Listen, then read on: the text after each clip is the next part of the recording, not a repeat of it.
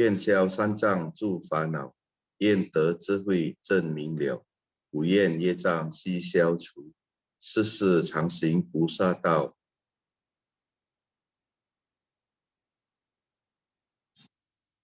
全体金色弟子，诚愿上人法体安康，法轮常转，常住世间，无量寿福。向佛菩萨及上人行善问讯礼。问讯，再问讯，三问讯。感恩师兄师姐，请坐。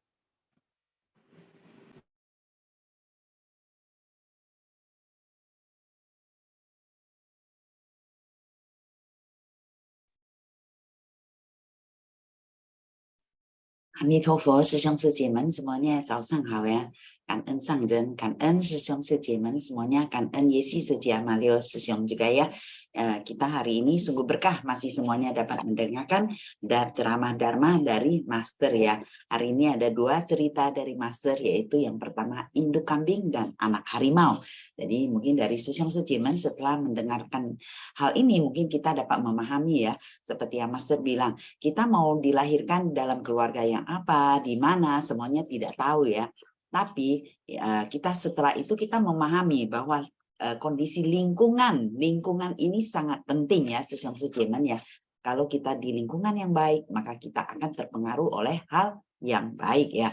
Tapi kalau kita di lingkungan yang tidak baik, kalau memang kondisi kita dengan kita punya kondisi dalam pelatihan diri yang tidak kuat, kita mudah sekali terpengaruh oleh hal yang tidak baik ya. Jadi di sini sangat penting sekali ya untuk kita semuanya memahami bahwa kenapa lingkungan itu sangat penting ya.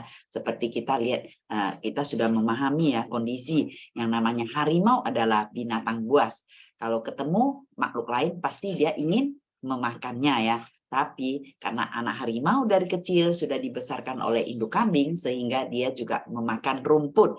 Jadi Sư Jeman, mari kita sama-sama untuk lihat intisari hari ini dan kita juga berpikir, apakah si anak harimau ini kalau dilepas ke hutan dia akan berubah ke awal atau dia masih tetap dalam kondisi yang makan rumput. Oke, next Sư Cảm ơn.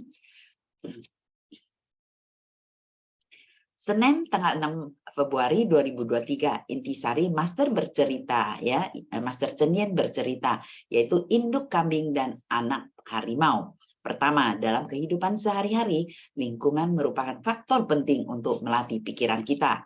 Lingkungan tempat kita bertumbuh dan menerima pendidikan dapat mempengaruhi tujuan hidup kita. Jalinan jodoh baik di kehidupan lampau akan menjadi berkah di kehidupan sekarang. Jika kita memiliki jalinan jodoh baik, keinginan kita akan lebih mudah tercapai. Jika kita tidak memiliki jalinan jodoh baik, maka semakin banyak keinginan, kita akan semakin menderita. Jadi kita harus belajar untuk tenang dan dalam segala kondisi. Mungkin poin pertama ini ya, Sư Jeman, kita semuanya bisa merasakan ya dalam kehidupan kita sehari-hari ya. Tapi kita harus bersyukur dulu, sangat kangen dulu ya. Baik kita dalam kondisi kehidupan saat ini, baik kita dalam kondisi yang penuh berkah atau tidak penuh berkah, atau dalam kehidupan sederhana, itu kita kangen. Karena kita merasakan kenapa? Kita sudah dapat berjodoh dengan Buddha Dharma.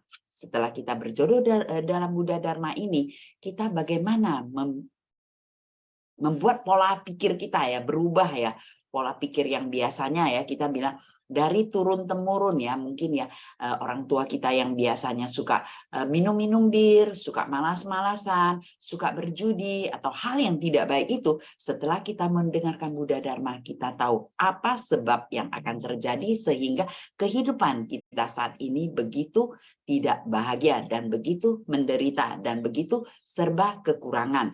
Jadi kita merubah pola hidup dari pikiran-pikiran orang tua kita mengarah ke yang baik, sehingga kehidupan kita akan lebih baik dan kita juga dapat menjalin jodoh yang baik dengan semuanya. Ini sangat penting ya. Kita lihat ya, masuk ke secik pintu Dharma ini adalah melatih untuk kita merubah tabiat buruk kita ke arah yang baik.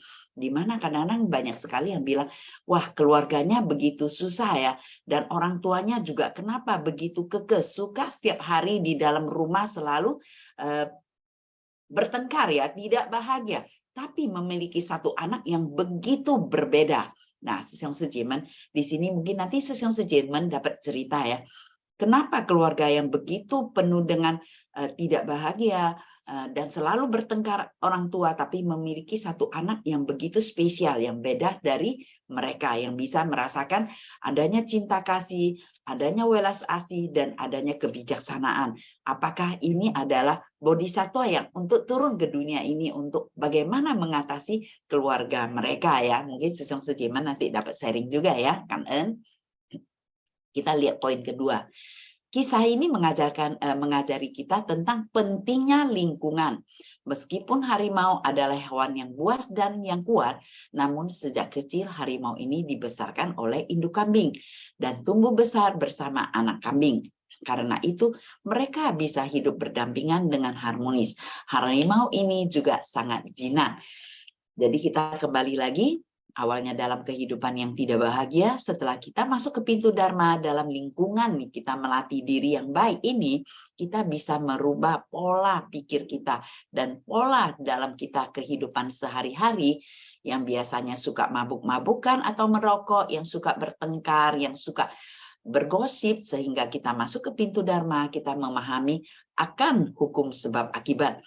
Kita mulai berpikir, kita mulai merenung, kita mulai mendengar Dharma-dharma dari master, kita juga mulai merubah yang awalnya kita suka arogan, yang suka emosi, kita mulai mengikis sehingga sekarang terbentuklah kita yang agak berbeda. Di sini mungkin dari Sesyong Sejemen dapat melihat ya, banyak sekali Sesyong Seje kita ya. Mungkin di lingkungan yang kita adalah di Indonesia. Kalau yang di luar negeri, Sesyong Sejemen dapat lihat ya, nonton di The ITP itu semuanya adalah kisah nyata dari relawan kita yang di Taiwan. Bagaimana kehidupan mereka awalnya yang penuh dengan penderitaan. Kita tahu ya, kondisi mereka yang hidup dalam kampung-kampung ya, pegunungan-pegunungan yang begitu menderita. Tetapi setelah mereka masuk ke pintu Dharma, mereka bisa hidup dalam saat ini adalah yang penuh berkah dan selalu hidup dalam harmonis dan sangat bahagia, sukacita di dalam Dharma ya. Jadi inilah yang kita bilang, kenapa kita harus mendengarkan Dharma. Dan kita juga harus merenung dan kita berpikir untuk melakukan. Seperti yang Master tadi pagi mengingatkan kita ya. Lakukanlah kebajikan sekecil apapun. Karena kita tahu kebajikan itu adalah berkah untuk kita semua. Bisa merubah pola hidup kita. Yang awalnya kita penuh dengan 5 noda batin ya, keserakahan, penuh dengan kebencian, penuh dengan ketidaktahuan, penuh dengan ego, dan juga penuh dengan kecurigaan ini. Setelah kita mendengarkan Dharma, kita merubah, kita punya pikiran, ucapan, dan perbuatan selalu ke arah yang baik. Kita akan merasakan sesuatu yang adanya ketenangan, juga adanya harmonis, damai, dan merasakan sukacita. Ini adalah sangat penting ya. Sesyong Sejemen kita lihat juga si harimau kecil ini ya.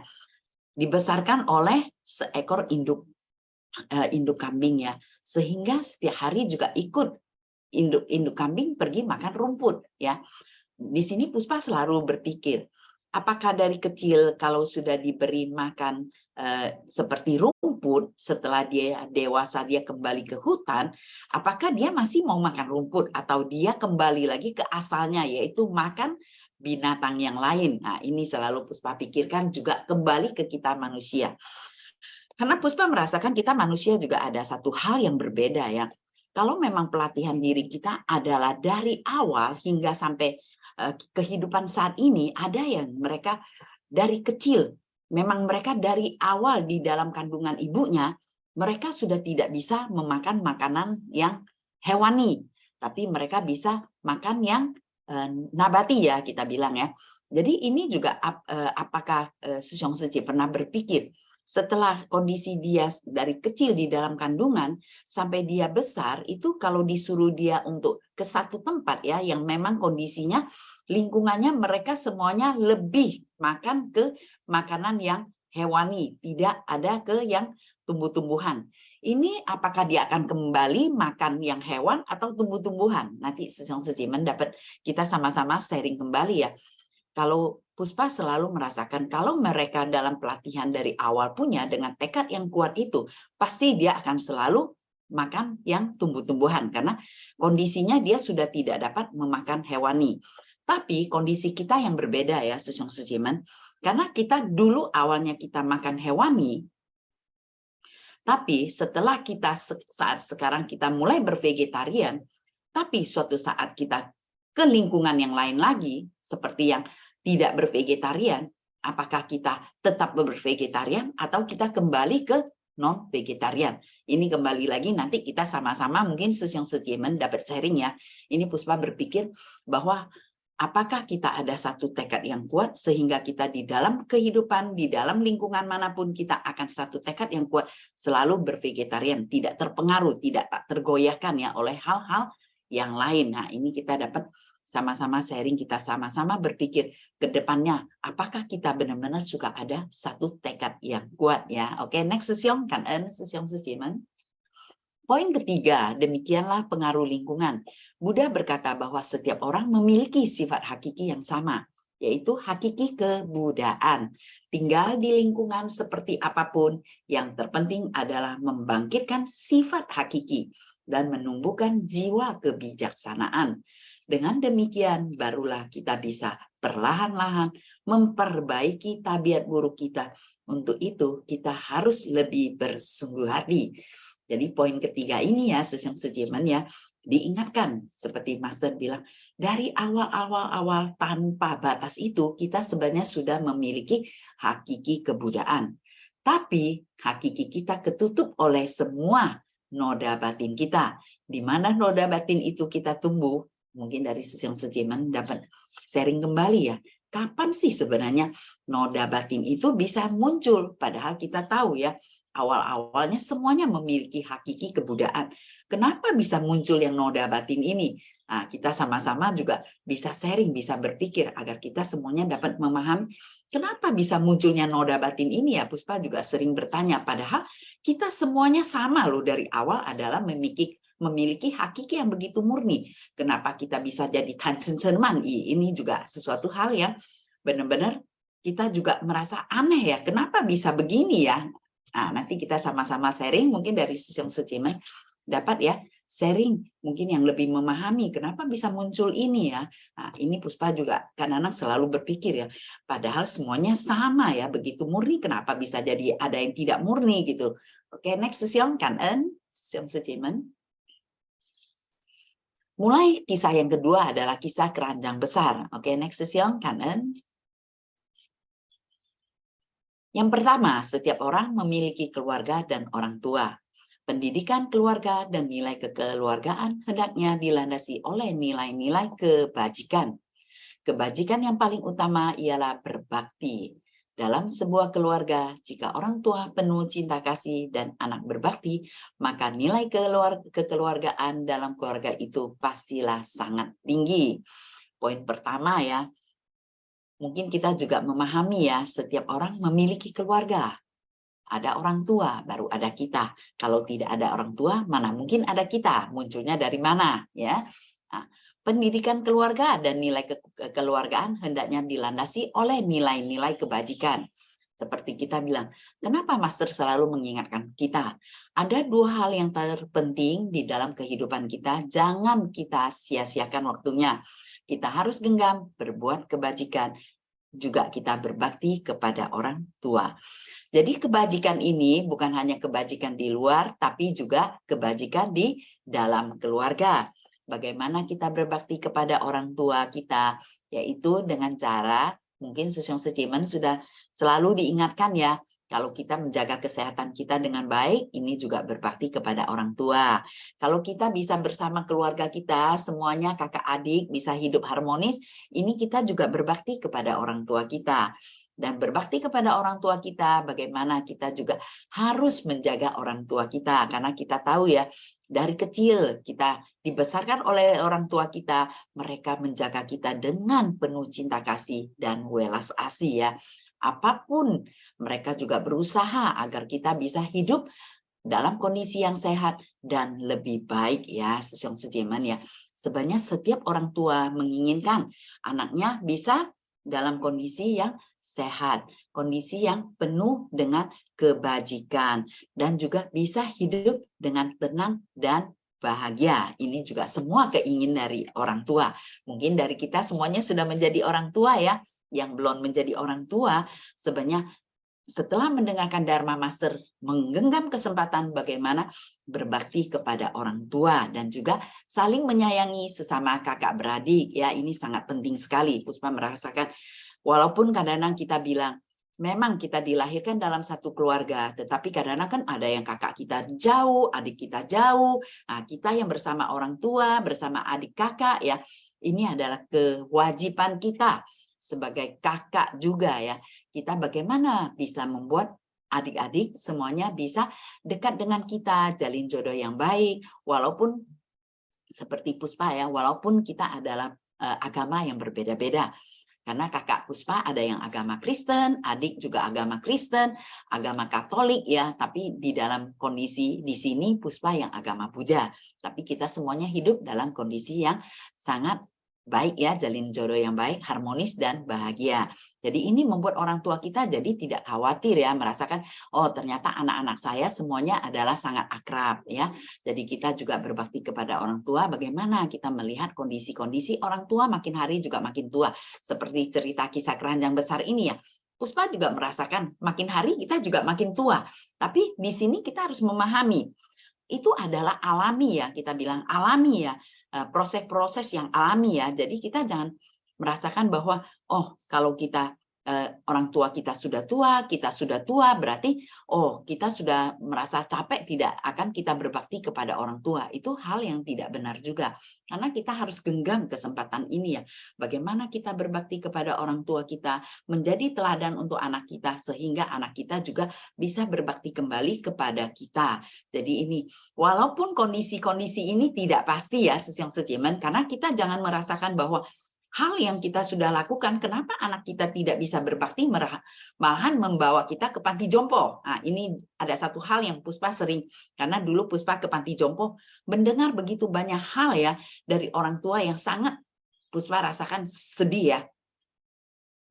Kondisi bagaimana orang tuanya hanya memiliki seorang putra ya, dan dia benar-benar begitu terhadap namanya, apalagi anak satu-satunya putra, mungkin dari tidak memiliki yang lain ya, satu tunggal gitu ya, pasti sangat menyayangi anak ini. Bagaimana menjaga dia hingga dia dewasa, hingga dia pergi kuliah, dia sampai berumah tangga. Setelah dia berumah tangga, papanya meninggal, mamanya dibawa ke panti jompo. Jadi di sana pamannya nangis waktu kita ke sana, nangis terus. Dia cerita, papanya meninggalkan begitu banyak warisan, ada rumah, ada beberapa rumah, ada mobil, semuanya, tapi mamanya dibawa ke panti jompo. Nah, ini kita kembali lagi Sesyong Sejemen. Sebabnya apa? Kenapa sampai orang tuanya dibawa ke panti jompo? Mungkin dari Sesyong Sejemen nanti dapat sharing kembali ya, yang poin pertama ini ya. Kenapa dibawa ke panti jompo ya? Nah, sekarang kita lihat kisah yang kedua. Kisah ini yang poin kedua. Kisah ini mengingatkan kita untuk tidak melupakan akar kita. Orang tua berkorban dan bersusah payah demi membesarkan kita. Kita hendaknya merawat mereka hingga akhir hayat mereka. Seperti yang sering dikatakan orang-orang, bagaimana kita memperlakukan orang tua, demikian pula lah kita diperlakukan anak-anak. Yang poin kedua ini, sebenarnya dalam beberapa hari ini, ceramah dalam Lentera Kehidupan juga, Master selalu mengingatkan kita, jangan melupakan akar kita. Jadi jangan melupakan orang tua kita. Jangan melupakan yang begitu dari kecil di dalam perut sudah mengandung kita, sudah bersusah payah ya mengandung kita. Mungkin dari ibu-ibu sudah merasakan ya bagaimana waktu kita mengandung anak-anak ya. Apakah mudah ya? Kalau Puspa merasakan setiap hari itu sesak napas ya. Kadang-kadang bernapas pun susah, kadang-kadang bisa sampai pingsan ya. Jadi inilah kita merasakan itu semuanya juga mungkin karma-karma buruk kita ya, sehingga kita dalam kondisi mengandung juga tidak mudah punya ya. Ada yang mengandung mudah, bisa makan terus tidak ada apa-apa. Tapi ada yang mengandung memang susah sekali ya. Kalau Puspa selalu merasakan tidak mudah itu loh. Kadang-kadang mau makan aja susah ya. Apalagi yang anak kedua. itu sama sekali 6 bulan tidak bisa makan apa-apa. Yang dimakan hanya bubur dan keju, yang lain tidak suka. Jadi di sini merasakan sekali ya, setelah 6 bulan baru bisa makan. Inilah kita merasakan apapun karma-karma yang terkondisi dapat kita terima, tapi memang kita manusia awam ini sangat kadang-kadang Puspa bilang merasakan sesuatu yang saat ini setelah mendengarkan Buddha Dharma ada sesuatu yang merasa aneh juga ya. Kenapa begitu menderita? Awal anak pertama kita sudah menderita, tapi anak kedua kita masih mau lagi. Nah, ini coba Susyong Sejimen nanti bisa lihat apakah ini yang dinamakan nafsu keinginan yang sangat berlebihan sehingga membuat penderitaan-penderitaan. Kita lihat ya. Apalagi yang kondisinya sudah menderita. Anaknya bisa sampai 6, 7, 8, 9. Puspa kadang-kadang lihat, apalagi yang waktu di Palu ya, udah papanya buta, anaknya sudah 4, masih melahirkan lagi. Sedangkan mamanya tidak bisa kemana-mana karena anak kecil harus membesarkan anak. Sedangkan papanya tidak dapat bekerja. Mereka hanya bercocok tanam ya, mamanya di depan rumah ya. Jadi mengambil hasil dari makanan dan juga mendapatkan bantuan dari tetangga. Inilah yang Puspa kadang-kadang pikir, kenapa? Kok? Makanya inilah yang Master bilang, bagaimana kita harus keluar ya, kita mengajak semua orang untuk berbuat kebajikan seperti tadi pagi Master lihat. Begitunya banyak penderitaan ya. Tapi kita setelah menjadi bodhisattva, mari kita mengajak bodhisattva yang lebih banyak lagi untuk sama-sama berbuat kebajikan sehingga dapat membantu yang mereka dalam kondisi yang kesulitan. Jadi kesulitan awal kita dapat membantu mereka, kedua kita juga harus memasukin dharma ya sehingga mereka juga bisa berpikiran terbuka ya. Mungkin kita semuanya berpikiran sempit dan juga tidak ada dharma ya. Makanya dharma adalah obat seperti Master bilang.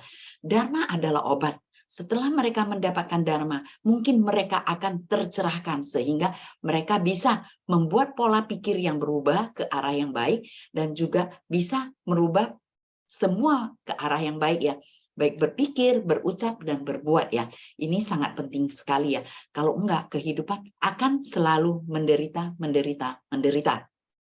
Tapi setelah mereka seperti kita punya Kan En Fu ya, kita juga harus berusaha ya bagaimana untuk awal kita membantu mereka, tapi setelah itu kita harus memberikan dharma ya, mungkin yang paling penting, yang paling gampang adalah kata perundungan dari Master ya, sehingga mereka juga akan mulai berpikir ya ke arah pola yang pikir yang baik, sehingga mereka juga bisa berbagi dengan sekecil apapun kebajikan yang mereka tanam, benih itu akan tumbuh dan mereka akan penuh dengan berkah ya. Mungkin kita next dulu, nanti Susyong Sejimen dapat sharing Kan En. Silakan Susyong, Kan En. Yang poin ketiga, kita hendaknya tahu bersyukur dan membalas budi. Tidak tahu bersyukur berarti melupakan akar. Dengan tahu bersyukur dan membalas budi, kehidupan kita akan bermakna. Kita harus merawat akar kita dengan baik. Baik terhadap orang tua, terhadap guru, terhadap senior, terhadap saudara, maupun masyarakat. Kita harus senantiasa bersyukur dan membalas budi di setiap kesempatan. Inilah yang disebut tidak melupakan akar. Susyong Sejimen, sungguh berkah kita semua ya, sangat Kan En. Kita bukan hanya di dalam satu keluarga kecil, tapi kita juga harus ingat, kita pergi sekolah yang mendidik kita, pendidikan adalah guru kita, dan kita juga ada senior-senior, saudara-saudara kita yang di luar juga ya, maupun masyarakat. Kita dapat menjalin jodoh baik dengan semuanya, itu adalah berkah utama kita. Sungguh sangat bersyukur ya, kita selalu diingatkan oleh guru kita ya, bagaimana kita dapat menjalin jodoh baik dengan semua makhluk. Jadi bukan hanya manusia, tapi semua makhluk. Jadi disinilah kita bilang satu, kalau Puspa merasakan satu pencerahan dari kita. Kalau kita bisa menjalin jodoh yang baik dengan semuanya, dengan berbuat kebajikan, sehingga di dalam kehidupan kita yang awalnya kita masih penuh dengan jalinan jodoh baik, akan bersih menjadi jalinan jodoh yang baik. Inilah sudah tahapnya kita mencapai kejernihan, kehakiki, kebudaan. Inilah kenapa kita dikatakan bisa mencapai kebudaan. Apakah mudah? Inilah jawabannya. Kita harus benar-benar bersih sampai tidak ada jalinan jodoh yang tidak baik lagi dengan semua makhluk. Barulah kita bisa mencapai titik kebudayaan.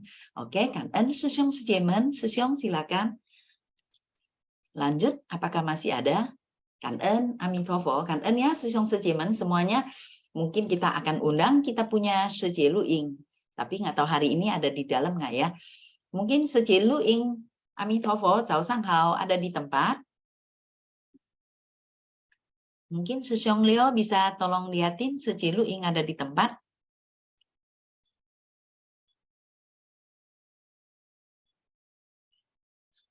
Suci tidak ada di partisipan Suci.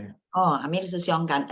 Mungkin dari Sesiong Sejiman yang lain yang mau sharing hari ini punya benar-benar ya mengingatkan kita ya. Tapi Puspa juga merasakan setelah kita mendengar ceramah master, cerita master, sebenarnya kita pasti semuanya ya Puspa merasakan pasti semuanya sudah ada jawaban-jawaban yang ingin dijawab. Jadi sebenarnya boleh berbagi kepada sesama saudara sedharma karena kita tahu beda dari pemikiran masing-masing, tapi kita akan satukan di dalam Buddha Dharma ini. Sehingga kita akan merasakan bahwa apapun yang terbentuk suatu saat kita terkena atau kita kebentur, kita akan merasakan, oh ternyata Sesiong Seji kita sudah sharing ya, ternyata membawa manfaat untuk kita semua. Ini sangat penting ya Sesiong Sejiman. Silakan mungkin dari Sesiong Sejiman yang bisa sharing, silakan Kan En. Ayo, woman bawa sejen, bawa tangsia. Karena kita tahu kehidupan ini adalah selalu berputar sangat cepat ya. Kita bilang, cuy, sekarang capgo sudah lewat, konien sudah lewat ya, sesiong sejemen ya. Yang penting kita selalu dalam kondisi sehat. Oke, sejesi, Kan En, Amitofo. Silakan Jesi. Selamat pagi, Kan En, Puspa Seje ya, Kan En Sang Leng Kai Se. Kan En Sesiong Seje ya. Hari ini topiknya sangat bagus banget ya. Mengingatkan kita tentang bakti ya. Nah, ini saya mungkin sharing tentang satu kisah nyata yang saya dengar langsung ya. Beberapa waktu yang lalu saya ke rumah duka ya, teman saya punya papa meninggal gitu. Nah, pas saya sampai di sana, kebetulan teman saya nggak ada di sana. Nah, saudaranya ya, adiknya gitu. Ya, udah kita ngobrol gitu. Nah, di sana dia cerita. Kebetulan kan saya habis tadi kayaknya kunjungan kasih ya. Kunjungan kasih terus saya langsung mampir karena udah nggak keburu ganti baju kan. Dia di sana dia langsung ngomong ke saya gini, Pak saya paling nggak suka ini cuci. Gitu. Soalnya saya kan kaget gitu loh. Kenapa sampai nggak suka? Katanya kata papanya tuh banyak pura-puranya. Kenapa? Karena menantunya sendiri seorang wanita ya, itu relawan suci yang cukup aktif gitu loh. Cukup aktif, masak-masak, sumbangsi dana, gini-gini, hal-hal semua. Tapi durhaka sama papa mama mertua, terus sama mamanya sendiri juga diterantarkan, maksudnya didurhakain gitu ya, sampai ngomong. Jadi papa saya ngomong ini pura-pura cuma di luar aja untuk kasih orang lihat aja. Di dalamnya itu apa banget sampai mamanya kayaknya mau pindahin ke tempat mana, mamanya udah sampai angkat tangan nggak berani, katanya di sini aja udah kayak gini, apa aja pindah ke sana bisa jadi apa gitu loh. Jadi benar-benar ini satu ya, kita ngomong ini semuanya pada guru kita terus membimbing kita, pokoknya dari dulu yang kita tidak paham, yang penuh noda kebatinan. Di sini kita belajar yang merubah ya sifat-sifat kita yang jelek itu. Jadi bukan malahan menambah satu karma buruk lagi, apalagi guru kita tidak mengajarin demikian gitu loh. Jadi saya sampai kaget banget ya mendengarnya gitu. Saya ngomong semuanya kan guru pasti mengajarin kita yang baik. Tapi balik lagi, murid bagaimana menerima dan menerapkan gitu. Jadi bukan secara di cuci atau di masternya gitu loh. Ya kan master sama sekali tinggal mengajarin gitu. Contoh nyata saya juga baru kehilangan papa mertua gitu. Tapi apa yang saya lakukan gitu loh. Jadi ini satu bukti juga kan gitu loh. Jadi nggak boleh karena ini jadi semua jadi pukul rata gitu. Nah di sini kita benar-benar belajar. Satu lagi, bukan kayak tadi Puspa ngomong apa yang kita lakukan akan didiet anak kan. Tapi balik lagi kita punya karma ya yang sudah kita tanam kehidupan lampau. Tapi yang jelas satu yaitu kita udah pahamin dharma, kita udah tahu benar dan salah, kita lakukan sebaik mungkin. Ya kan? Jadi kalau anak berbakti ke kita itu bonus, berarti kita juga sudah menanam yang baik. Tapi kalau sampai enggak pun kita kan juga karena kita melunasin gitu. Tapi paling tidak kita coba ganti posisi. Seandainya kita di pihak mereka orang tua, bagaimana perasaan mereka? Itu saja. Jadi sesimpelnya saat kita memposisi ke orang lain, kita merasakan yang nggak nyaman, ya jangan kita lakukan itu saja gitu. Kan ensusiong suci. Kami sofokan ya sih, tapi memang kita manusia awam merasa kita masih muda, belum sampai tahap itu. Walaupun kita bilang kembali ke posisi dia ya Cie ya. Puspa merasakan itulah karena kita Puspa merasakan 147 orang di dalam kita mendengarkan ceramah master ini sangat berkah kita ya. Karena kita tahu banyak sekali sesiong sejemen kita ya. Kondisinya mereka di luar, mereka mungkin tidak ada kesempatan, atau mereka juga tidak suka dengar dharma, itu banyak sekali hal yang kita tidak pahami ya. Seperti kita bilang, kondisi bilang, Master selalu menghimbau kita juga, bagaimana kita bervegetarian? Apakah semua bervegetarian? Itu juga enggak. Makanya kita kembali lagi justru bagaimana kita mau mengikuti langkah dari guru kita harus dengan satu tekad yang kuat ya, ikrar. Jangan mudah tergoyahkan oleh hal luar ya. Karena memang tidak mudah, tapi kita berusaha ya. Karena kita tahu kalau seandainya sampai orang tua bisa seperti yang tadi si Jesse bilang ya, sampai orang tua bisa bilang itu anaknya hanya pura-pura aja. Sebenarnya memang awalnya pura-pura, tapi kita bilang kita berusaha agar seperti apapun yang sudah master ceramahkan, mengingatkan kita berusaha untuk merubah.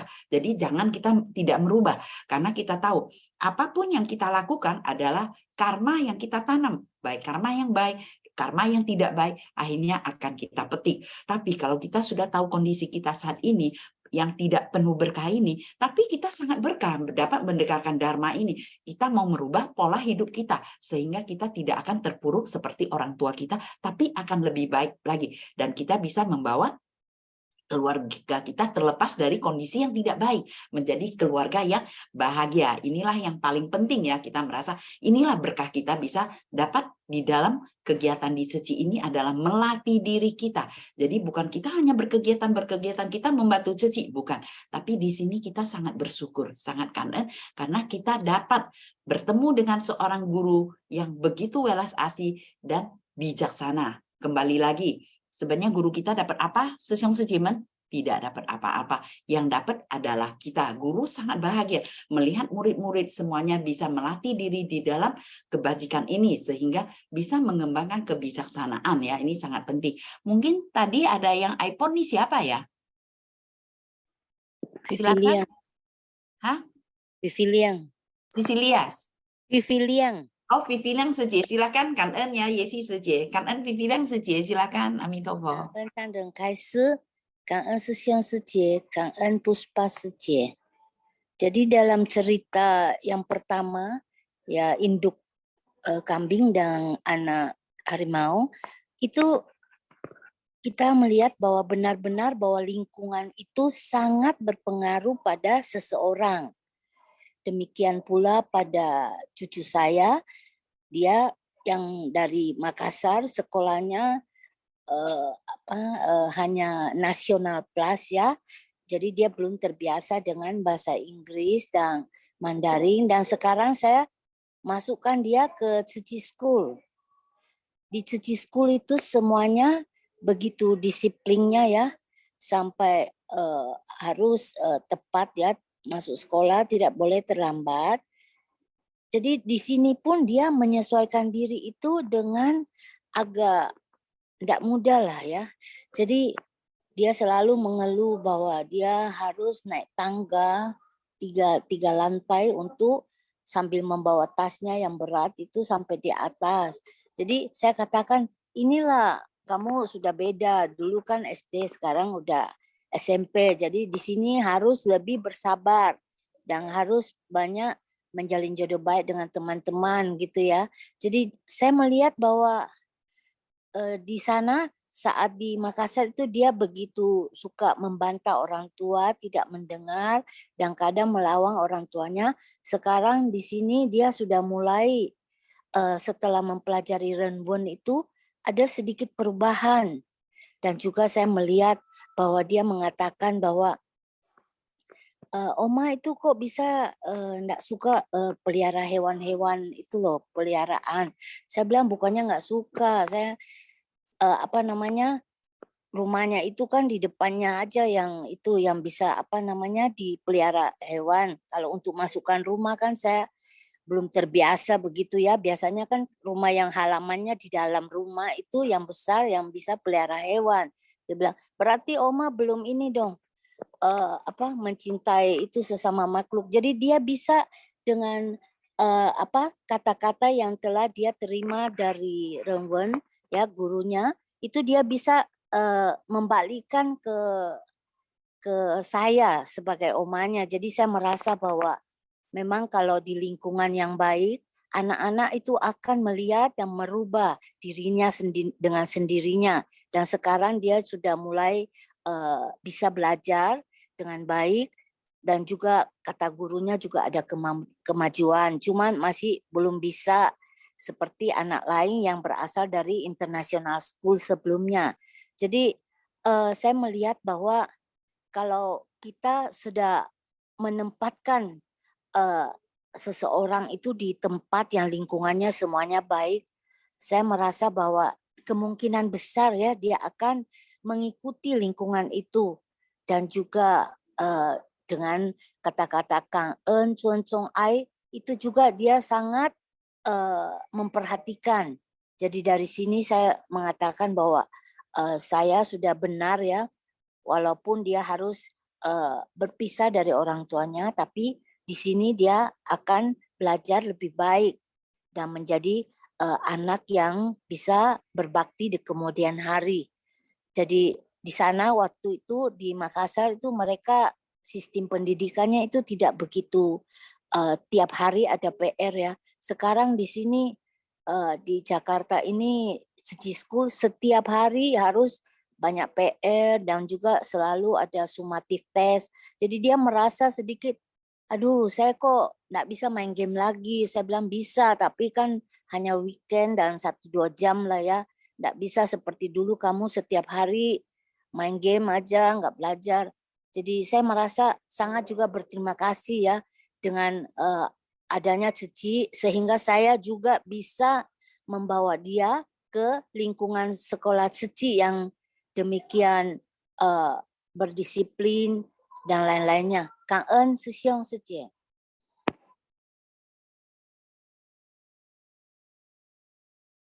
Kan En Secie Vivi Liang ya. Nah, inilah kita bilang ya, sebenarnya sangat penuh berkah juga ya anak ini ya, dari cucu dari Vivi Liang Secie ya. Sebenarnya kita kembali lagi, yang bisa sekolah di Secie School dan kita punya rusun cinta kasih itu semuanya anak-anak yang penuh berkah, sehingga mereka juga dapat tuh mendengarkan ceramah dari master, kata perundangan master, sehingga dari guru-guru mendidik mereka ke arah kebajikan ya, sehingga mereka juga bisa berbakti kepada orang tua. Mungkin dari Sisyong Sejemen kita sama-sama berpikir ya, karena Puspa merasakan ini adalah hal yang sangat penting ya. Mungkin kita semuanya juga di seluruh Indonesia ini kalau ada kantor cabang pasti ada kunjungan kasih atau kan enfu kita ya. Mungkin dari kan enfu ini Puspa juga mau tanya, apakah kita hanya membantu? Tunggu, ini ada Sisyong Mulyadi dulu ya, kita minta Sisyong Mulyadi untuk sharing dulu. Silakan Sisyong Mulyadi, Kan En, Amitabha, Cao Sang Hao. Selamat pagi, Puspa Suje. Selamat pagi, Sisyong Sujeman. Kan En Sang Dan cerita. Kita pagi kan kita sama-sama sudah mendengarkan satu cerita pertama lingkungan, kedua adalah contoh orang tua pada anak atau malnya ya. Jadi dalam kehidupan memang kita sudah tahu biasanya seseorang itu dari anak-anak jadi dewasa itu dipengaruhi 3 faktor. Pertama dari keluarga, kedua dari pendidikan sekolah, ketiga adalah lingkungan. Dalam cerita dua ini sudah masuk ke dalam semuanya. Nah ini kita lihat dalam kehidupan kita sehari-hari, mal orang tua ini sangat penting. Contoh-contoh orang tua itu sangat penting pada anak-anaknya. Nah, orang tua yang suka berbohong, anaknya boleh dikatakan hampir semua berbohong. Tapi tidak semuanya ya, pasti ada yang baik. Karena tergantung karma dari sebelumnya atau kebijakan anak ini atau yang anak ini bijak gitu. Dia perbuatan orang tua salah ini dia tahu dan dia tidak mau seperti orang tua lagi. Nah itu bisa. Atau dia dulu mungkin bapaknya suka berjudi, tapi ada anak-anak tertentu yang tidak benci dengan judi. Karena apa? Judi itu bisa membuat keluarganya sengsara, termasuk dia sendiri kan. Mungkin nggak bisa dapat makanan kayak nasi, atau ingin beli sesuatu tapi orang tua nggak bisa kasih. Di rumah sering ribut dengan papa dengan mamanya, dan dia tidak mau seperti keluarga dia seperti itu. Itu namanya anak tersebut itu bijak. Ya toh? Tapi ada yang seperti tidak peduli gitu loh. Yang penting ya papa gue begitu ya gue ikutin aja. Di rumah suka marah-marah, bentak-bentak gitu loh. Jadi anaknya ini setelah dewasa juga punya hobi yang sama dengan papanya. Mungkin kalau judi itu biasanya udah satu paket ya, rokok, minum, malah itu bisa dengan zaman sekarang itu bisa ke narkoba, kayak ekstasi gitu loh. Mungkin kalau heroin dia bilang, oh ini nggak boleh. Tapi kalau untuk dinikmati, mungkin kayak ekstasi, dia bisa seperti itu. Karena pengaruh lingkungan juga dari teman-teman dia itu kan. Kalau teman main seperti itu ya semua rata-rata orangnya begitu. Jadi satu paket gitu loh. Itu sangat pengaruh juga lingkungan. Walaupun awalnya lingkungannya dia hidup yang baik, tapi setelah kondisi saat dia hidup sekarang ini pengaruh dengan yang teman-temannya seperti itu, bisa aja dia terpengaruh. Kalau magnetnya yang baiknya lebih banyak, otomatis yang buruk ini akan berubah ke yang baik. Nah, sebaliknya, kalau orang itu tidak bijak, dia baik sendiri, dia juga bisa terpengaruh ke yang buruk. Karena ini adalah faktor lingkungan semuanya. Nah, tadi ada bilang kita relawan bisa seperti yang tadi Sece ceritakan itu, bisa aja. Karena relawan ini bobing gitu loh, bobing orang awam ya, namanya ya sudah ada yang dia hobinya di dalam, tapi begitu dia masuk ke rumah, dia merasa nggak enak, dia merasa harus buat begini. Karena apa? Keegoannya, dia tidak bisa melepas keracunan itu, dia kena. Dia coba berbuat baik, dia sudah tahu. Master yang ceritakan semua, dan master punya dharma apa dia sudah tahu. Dalam teorinya aja, tapi dalam praktik dia belum bisa. Karena apa? Mungkin dia punya ibaratnya yang lalu belum selesai. Sampai dia selesai. Karena ini ceritanya kan karma. Jadi jalinan jodoh dia untuk kebaik ini belum berbuah. Padahal dia masih tanam baik nih tiap hari. Kenapa gue punya egoan masih gitu? Kadang relawan lain pasti udah tahu, mungkin udah ada nasihati. Tapi tabiat dia itu muncul lagi. Nah itu harus lebih yongsin lagi ya. Mungkin dikasih lebih yongsin lagi untuk memperbaiki dia. Maka kadang kita sesama relawan, saya juga ada lihat satu kasus yang seperti ini. Dia sudah masuk ke pintunya cuci. Tapi di situ dia sendiri membuat jaringan buruk sama relawan lain gitu loh.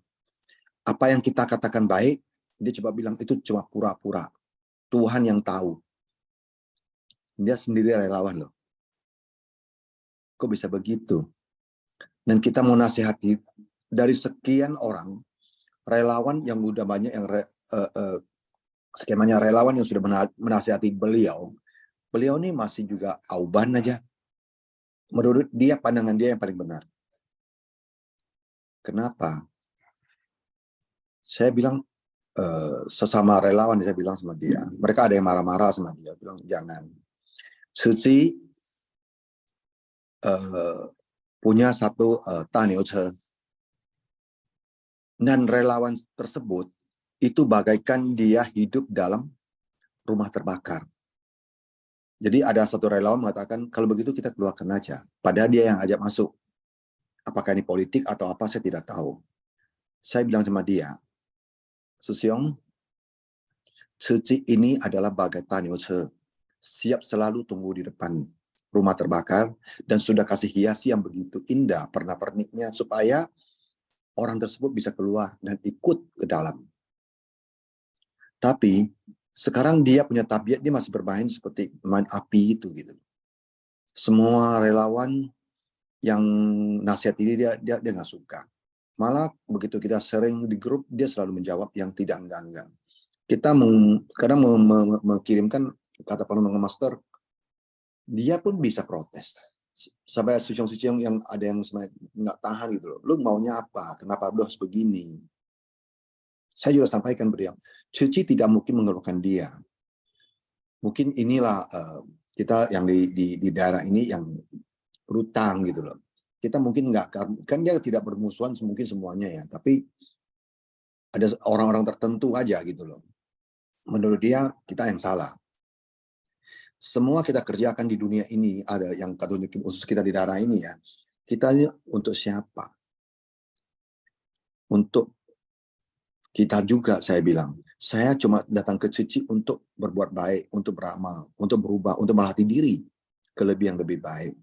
Saya tidak maksud dan niat untuk menguasai atau menjadi suatu jabatan. Saya nggak perlu jabatan. Saya bilang saya di daerah ini saya bilang gua nggak ada, bukan jabatan. Saya nggak ada pengurusan. Saya bilang saya cuma relawan biasa. Saya bilang ini yang terjadi. Dia termasuk salah satu saya dibenci gitu loh. Dia menganggap saya membela yang orang yang salah. Saya bilang, aduh, kita melakukan kebaikan untuk Cici supaya Cici bisa berkembang, bisa menarik atau Cici menjadi daya narik yang lebih besar di daerah yang baru kita kembangkan gitu loh. Tujuan cuma itu, supaya orang daerah-daerah ini belum sebelumnya ada Cici dan setelah Cici ada perubahan. Mereka bisa yang dalam derita kita dibantu. Nah, mereka dan daerah itu mempunyai berkah, mempunyai menanam berkah. Mereka punya, kita Cici kan selalu menyediakan celengan. Terus kita melakukan kegiatan, kita selalu datang di situ untuk bakso tak apa. Jadi di situ ladang berkah besar, relawan di situ bisa jadi tumbuh. Kami ke sini nggak digaji loh, saya bilang. Semua operasional adalah untuk daerah itu ke sana ya, operasional sendiri, yang bawa sendiri, ya bayar sendiri, saya bilang. Makan bayar sendiri. Terkecuali relawan yang sediain dari sana, saya bilang. Kita nggak bisa cas ke Cici loh, saya bilang. Uang Cici amal ya uang Cici amal, 100% nggak bisa dikurangin, gue bilang. 1 sen untuk ke kami pun nggak boleh, saya bilang. Kenapa Anda lakukan pikir itu gitu loh. Kita sini adalah sama-sama bersumbangsi untuk berbuat lebih baik terhadap orang yang kurang beruntung. Makanya kita ke sini untuk apa gitu loh. Lu jangan begitu. Semua sebenarnya sudah dikasih tahu dari susun yang lain. Tapi inilah yang terjadi sekarang. Kadang bilang tawa-tawa aja. Saya tawa ya gini, aduh ini anak kayak mana lah ya. Dia umur bukan kecil loh, dia kepala 5 mungkin dah itu. Tapi itulah, karena dia bobbing, didikan keluarga, sama keluarga juga tidak harmonis. Inilah karma dia yang bawa dari sebelumnya. Nah inilah bagi kita di daerah ini adalah suatu PR yang berat, dan harus pelan-pelan untuk merubah mindset dia supaya ke jalan yang benar. Kita tidak mungkin tinggalkan dia, kecuali dia sendiri yang mau meninggalkan kita. Jadi berbalik dengan tadi kita akan ceritakan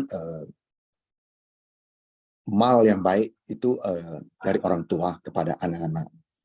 Itu benar. Makanya kita kalau dalam kehidupan kita sudah harus tahu. Pertama kita berbakti pada orang tua dan selalu beramal karena itu tidak bisa ditunda. Semua yang berdua itu di atas itu nggak bisa ditunda. Beramal, berbakti pada orang tua dan beramal itu tidak bisa berbuat kebajikan, itu nggak bisa ditunda. Kita sudah tahu, tapi harusnya kita praktekkan. Cuma jangan teori aja. Banyak mungkin ya, bukan di Indonesia, bukan di daerah kami atau di mana di dunia banyak yang sudah berseragam tapi masih begitu. Ada. Itu 1001 pasti ada. Karena semakin banyak orang punya tempat, masalah pasti semakin komplit dan lebih banyak. Jadi kalau kita sebagai relawan Cici atau kita orang biasa ya, saya anggap biasa, seseorang itu harus melakukan dari kecil. Sudah pengaruh orang tua dia berbuat baik dan besar dia berbuat baik pasti. Adapun pengaruh keburukan atau lingkungan, dia tidak jauh dari situ. Dia tidak akan jauh dari situ. Karena dia sadar dengan karma. Walaupun kadang berbeda agama, sadar. Ini tidak boleh. Karena agama mengajarkan kita, semuanya agama di dunia ini mengajarkan berbakti pada orang tua, beramal berbuat kebaikan, sudah sama. Jadi kalau ketemu orang tua yang baik, kita sangat berjodoh, sangat mempunyai kanen ya. Sangat-sangat kanen. Kita sangat-sangat kanen. Benar dalam keluarga kita ini yang baik. Nah, jadi kalau kita lihat orang yang kurang beruntung, ya sekarang yang dilakukan Cici adalah membantu mereka. Itu dosa yang benar. Jadi kita bisa membuat contoh kepada kita yang lakukan, anak kita sudah lihat. Termasuk berbakti pada orang tua lagi sakit, atau orang tuanya kadang butuh orang pendampingan untuk bercerita, membuat mereka jalan-jalan walaupun seminggu sekali, membuat mereka lebih relax. Kalau mereka dibiarin di rumah, mereka nggak udah tua gitu ya, kasihan juga ya. Tapi kita berbakti pada orang tua harus ajak anak. Walaupun anak nggak mau, cari 1000 alasan untuk mendampingi kita, untuk berbakti pada akong amanya gitu loh. Karena ini kebiasaan akan ditanam dan mindset mereka besar pasti bisa melakukan hal-hal yang baik. Kalau kita tidak melakukan sekarang, kapan lagi?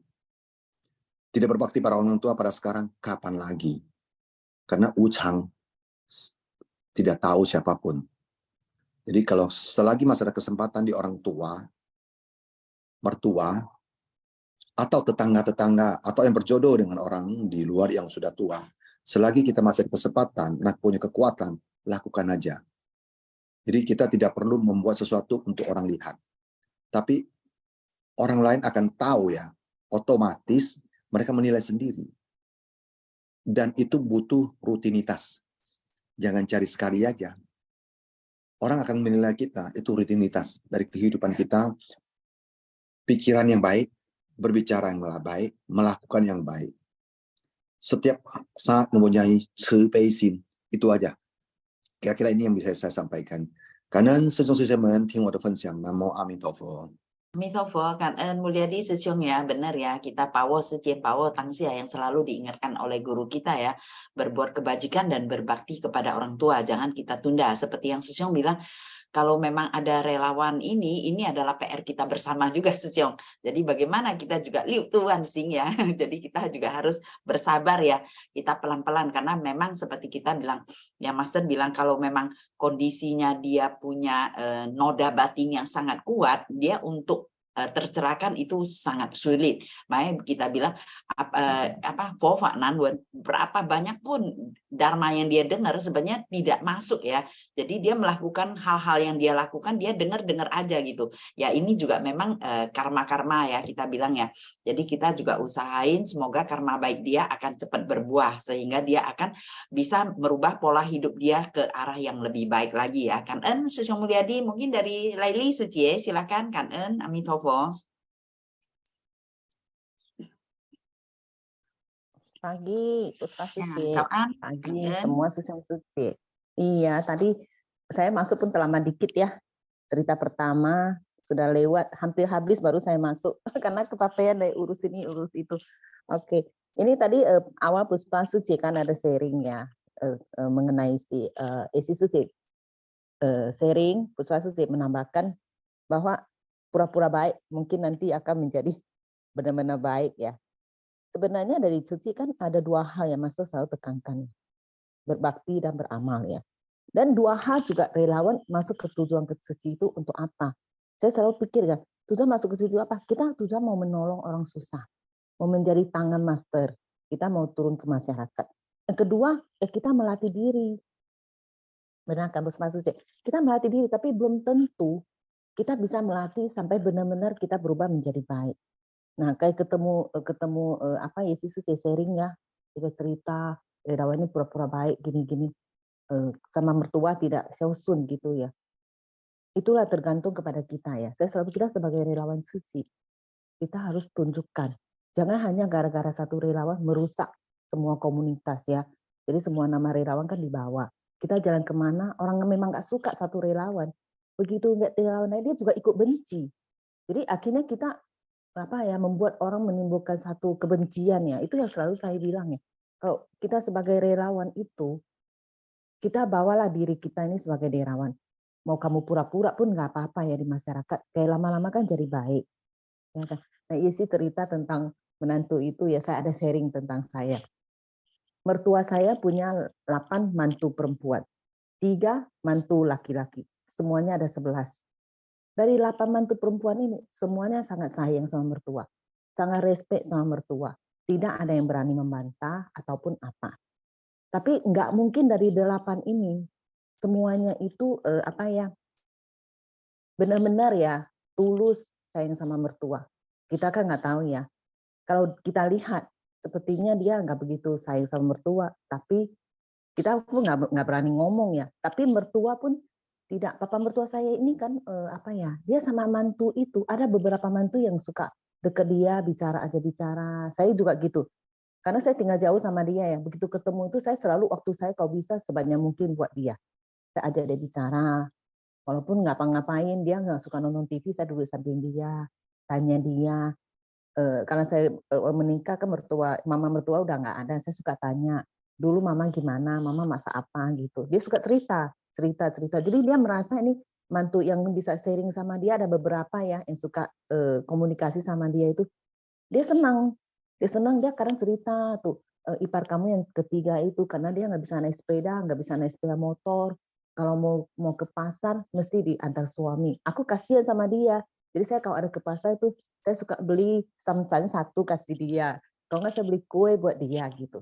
Jadi dia selalu tolak, jangan, papa jangan beli lagi. Dia bilang enggak, karena kamu nggak bisa kemana-mana, jadi saya suka beliin untuk kamu, dia bilang gitu. Nah kalau ketemu saya itu dia suka beliin kue, pagi-pagi keluar beli kue buat saya makan.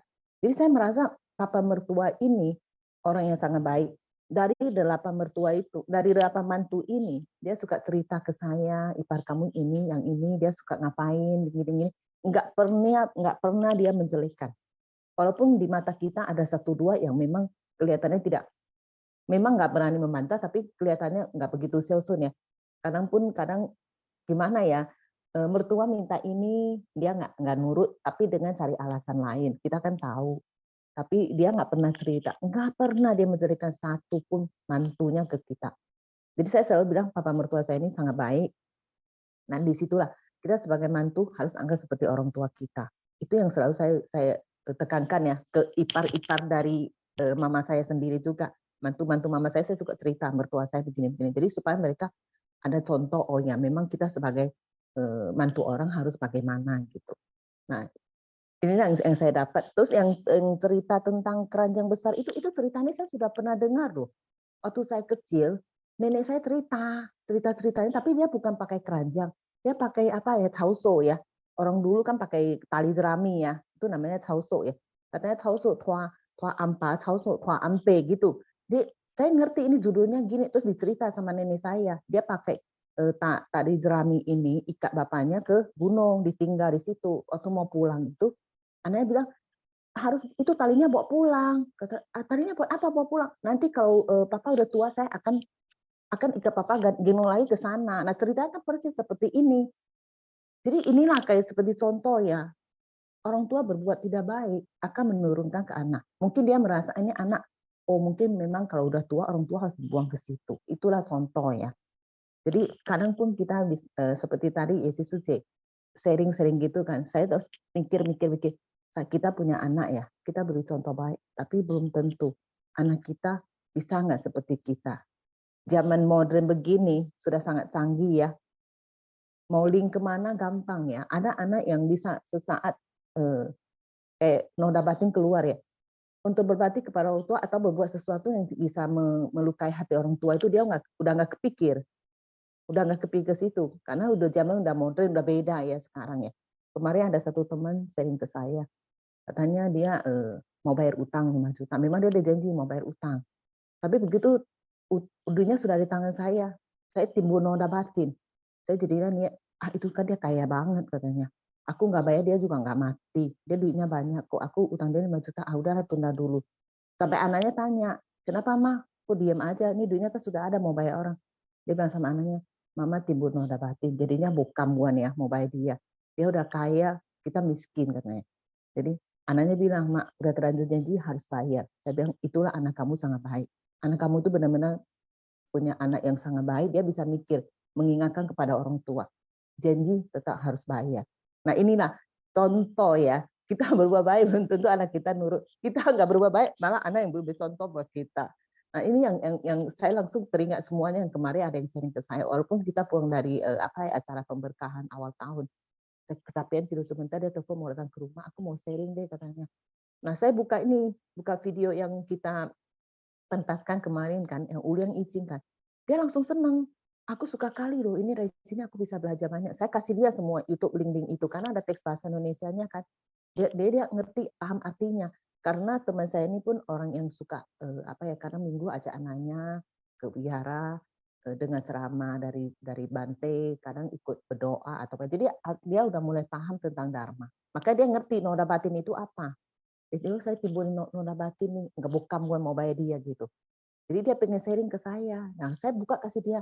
Akhirnya dia senang, dia bawa pulang semua dari YouTube. Saya kasih tahu ini kamu buka ini. Dan mungkin dia akan menjadi relawan. Saya udah ajak dia.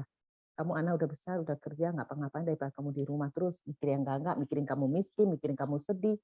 Ikut saya lah jadi relawan. Dia bilang, ya oke. Nanti saya benar-benarin dulu urusan rumah. Saya akan ikut kamu pelan-pelan katanya. Bagus. Jadi rasanya senang ya dapat benih satu lagi gitu ya. Karena Puspa Suci. Dan Laili Suci ya, sebenarnya benar ya, kita bisa berjodoh dengan orang tua yang bagaimana, mertua yang bagaimana, itu semuanya adalah woman teringin juga jalinan jodoh baik kita ya.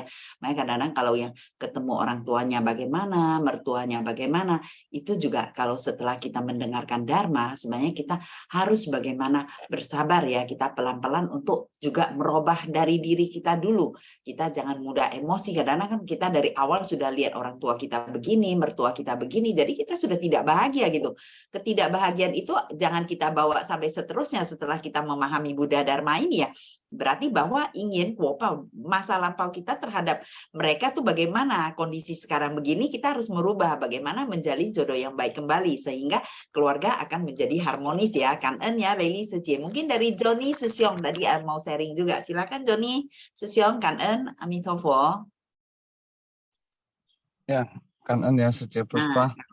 Ya, Toan Suci ya. Nah, tadi di jalan ini sambil ke TCH mau piket ini dengerin terus. Ya ini bagus ya sharing-sharing hari ini, ya cerita juga bagus. Nah tadi yang seperti yang di keranjang itu ya memang sih jujur ya kalau saya pribadi aja ya kadang juga memang orang tua kadang juga membuat kesal juga sih gitu loh. Istilah kata kadang kita berusaha menasehati demi keamanan dia, tapi dia juga lakukan itu tetap istilah kata apa ya, nggak gitu mau mendengar lah. Sedangkan kita kan sangat khawatir kan gitu loh. Tapi makanya balik lagi adalah sekesal apapun atau gimana, janganlah punya satu pikiran untuk menaruh orang tua di panti jompo. Ya itulah yang harus benar-benar ini ya. Nah kemudian mungkin saya sekarang sih ada merasakan satu hal ya. Istilah kata orang tua itu kan pasti dia akan merasa dia lebih pintar daripada anaknya. Ya, dia akan berusaha seperti itu. Nah, tapi ya gimana pun cobalah kita untuk apa istilahnya lebih bersabar dikit ya. Kalau bisa lebih bersabar dikit mungkin nanti akhirnya bisa menyelesaikan masalah-masalah tersebut seperti itu. Makanya tadi begitu lihat cerita itu saya langsung tek gitu ya, kayaknya rasanya memang aduh gimana banget ya gitu loh. Banyak lah kalau cerita-cerita yang tentang orang tua dibuang ya. Jangankan bukan yang itu, sekarang juga banyak ya seperti itu. Oke, tentang tadi yang yang tadi Sesyong Mulia di sharing juga, makanya saya juga terinspirasi juga ya. Tapi saya ada pandangan begini, sebenarnya kalau dikatakan lingkungan yang mempengaruhi, tapi saya lebih adalah ke jodoh gitu loh, ke jodoh. Kenapa? Karena jodoh itulah yang menentukan lingkungan kan, benar nggak? Ya, kalau jodoh orang itu tersebut terlahir di daerah miskin, ya tentu kondisinya miskin. Tapi kondisi miskin, apakah dia tidak bisa menjadi orang sukses? Juga tidak. Nah, seperti orang terlahir di kampung narkoba, ya kan? Nah, kemungkinan besar ya memang di situ lingkungannya akan bersifat narkoba gitu loh. Tapi apakah semua narkoba? Apakah tidak ada orang yang akan keluar dari situ? Tentu ada juga ya gitu. Jadi kembali lagi ke jodoh, niat ya memang lingkungan juga gitu loh. Ya itu satu. Nah, kemudian tadi tentang yang Sesyong Mulia diceritakan ya ternyata ada juga ya. Yang tadi yang relawan yang agak gimana ya, agak ngeyel seperti itu ya.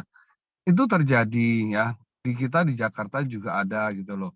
Ada satu Sesyong itu yang bahkan sangat ekstrim ya, sangat ekstrim lah kalau bisa saya sebut, saya katakan gitu ya. Bahkan banyak juga yang sampai ada yang bilang ke dia, kalau kamu merasa diseci, nggak cocok buat kamu, apa kamu pula masih sering mau ke sini gitu loh. Nah, saya waktu itu berapa kali ya terus terang saya juga sempat ya istilah kata sama Sesyong ini juga ini, tapi kalau saya sama dia, saya apa ya setiap dia ini saya selalu memberikan dia penjelasan yang secara logika ini loh. Nah, masalah dia terima nggak terima, saya nggak pusingin gitu ya. Saya selalu seperti itu. Istilah kata ya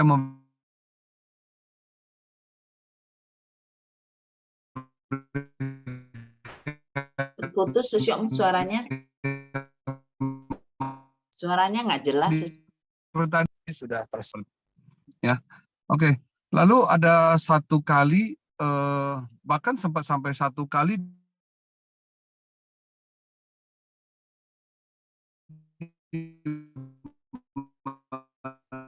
Suaranya hilang Sesyong, mungkin di daerah pik ya. agak sampai malam itu di kenapa Ceh? Suaranya hilang tadi, ulang Syong. Yang Kenapa Ceh? pertama. Ulang, suaranya tadi hilang sama sekali. Ulang yang Sesyong tadi bilang apa? Yang tadi. Yang awal. Oh, yang sampai di mana ya? Sorry. Ini yang barusan ini, yang Sesyong ulang ini, barusan ini. Ulang kembali, karena kita nggak kedengaran. Oh, ya. Jadi yang tentang ada satu Sesyong juga ya. Ya, satu Sesyong ini dia orangnya memang agak ini ya, agak keras ya. Bahkan kerasnya itu dalam tanda kutip juga tidak memakai logika gitu loh. Tidak memakai logika dan selalu merasa dia itu yang sangat benar gitu loh. Mungkin hampir sama ya dengan yang tadi Sesyong mulai diceritakan ya. Nah, tapi ada satu kali ya, ada satu waktu ada satu Sesyong waktu itu bertanya ke saya gitu loh. Sesyong, menurut lu pandangan terhadap orang ini gimana? Nah, saya ya mungkin ya karena sudah ada berapa kali kan juga simpatiang ya. Jadi saya sampaikan hanya gini, saya bilang justru ada dia itu baru bagus, saya bilang. Ya, kenapa? Karena dengan ada dia kita baru tahu loh sebenarnya itu mana yang seharusnya tidak kita ikuti seperti apa gitu loh. Karena kan kita tidak bisa hanya belajar dari semua yang baik kan gitu. Justru dengan ada yang buruk ini, nah inilah kesempatan kita juga bagaimana apa ya kita berusaha menjalin jodoh baik dengan dia. Nah, ini kan teringat juga seperti cerita Siddhartha dengan Sang Buddha dengan Dewa Datta kan. Nah, ini kan adalah sebenarnya ladang pelatihan kita gitu. Kita bisa melatih diri. Makanya saya kalau ketemu di Sesyong itu saya selalu bilang, wah Sesyong hebat loh. Sesyong itu guru saya bilang. Dalam hati sih guru kesabaran sebenarnya gitu loh. Itu aja sih, Cek. Ya tapi dengan mungkin kalau kita yang penting itu istilah kata ya mungkin bukan beradu argumen ya, tapi memberikan dialah arahan-arahan. Kalau dia memang nggak benar juga kita jangan diamin juga gitu loh. Kita udah tahu kita nggak memberi arahan, kita juga salah ya. Tapi kita memberi arahan tapi dengan maksudnya tidak perlu dengan ngotot. Ya kita jelasin ini. Nah, mau dengar atau tidak kan kembali lagi ya kan jodoh dan karma dia sendiri kan gitu loh. Kita juga jangan pusing lagi. Jangan kita noda batin kita yang terguncang seperti itu. Itu aja Ceh, kanan ya. Karena Sesyong Doni ya benar ya, sebenarnya kalau kita sudah dekat sama dia dan kita akan memberitahu pemasukan dia mau terima atau enggak ya, kita juga jangan sampai membuat kita risau ya. Kenapa dia sudah saya kasih tahu tapi dia masih tidak mau berubah, masih begini lagi, akhirnya kita yang risau. Sebenarnya itulah kita bilang buah karma yang baiknya belum mateng ya. Kalau suatu saat akan mateng dia akan kembali ke arah yang baik. Mungkin dari Tan Livin Sesyong silakan, Kan-en ya Sesyong Doni. 早上好，师兄师姐，感恩上人开始呀。kita akan, saya bicara dua sisi ya, saya tidak mau memihak kepada siapapun ya, Suci. Dari kita masuk Suci jadi relawan adalah kita membina diri. Apapun yang kita hadapi, baik atau buruk adalah karma kita. Bila baik, hal-hal ketemu baik adalah, oh karma baik kita berbuah, kita senang, kita jalanin. Tapi bila hal-hal buruk yang timbul, berarti kan kita harus menerima, terus kita menjalani, melayani, memperbaiki segala sesuatu yang buruk itu. Dalam arti kata, kita disuruh menerima. Baru bisa lewatin hal-hal buruk ini tidak terjadi kembali. Nah, seperti kasus yang bilang itu kan, kalau misalkan nih kita ketemu hal buruk, orang tidak bayar hutang, ya. Nah, apa kita marah-marah? Kalau kita marah-marah, berarti kejadiannya akan berulang di kemudian hari. Karena kita belum melunasi kita punya karma buruk. Tapi kalau orang tidak bayar hutang ke kita dan kita terima, ke depannya tidak akan ada lagi kejadian yang serupa seperti ini. Nah, ini kan kita diajarkan oleh Suci ya, sama dengan kita ketemu orang tua, baik orang tua kandung ataupun mertua ya, yang banyak macam-macam. Jadi kita kan disuruh menerima, memperbaiki, dan kita melatih diri kita supaya tidak terjadi hal yang buruk lagi di kemudian hari. Karena ada kelahiran kembali. Setuju ya Suci ya? Tapi di situ satu pihak Suci ya. Apakah semudah itu? Apakah sesimpel itu? Kalau kita mau membuat sesuatu lebih wancana, lebih sempurna Suci, kita harus memandang dari dua sisi. Satu sisi yaitu apakah orang tua itu selalu benar. Tadi sudah dikatakan oleh Susiung Joni ya, bahwa enggak. Apakah orang tua itu bijaksana? Setelah dia makin tua makin bijaksana? Saya katakan tidak. Dan saya sangat kasihan juga gitu sama anak-anak muda yang menjadi anaknya. Kenapa kalau mereka selalu mengatakan anak muda itu salah? Seperti contoh si Yesi tadi kasih contoh itu. Saya kasihan itu. Karena kita hanya mendengar satu pihak, bukan dua pihak.